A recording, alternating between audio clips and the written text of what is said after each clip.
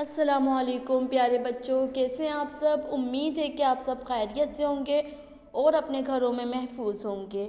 मैं हूं आपकी उर्दू टीचर मिस आयशा अंसारी।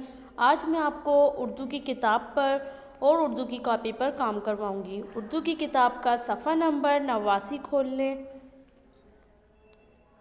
तो सब अपने अपनी उर्दू की बुक खोल लें। सफ़ा नंबर 89 इस पर है जोड़ के तोड़ लिखें। ये हमारे पास जोड़ दिए हुए हैं, हमें इसके आगे इसकी तोड़ लिखनी है।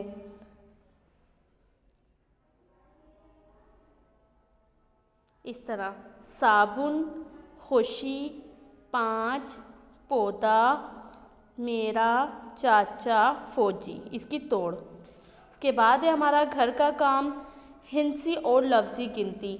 हमें हिंसी और लफ्ज़ी गिनती दर पर लिखना है 1 से लेकर 10 तक।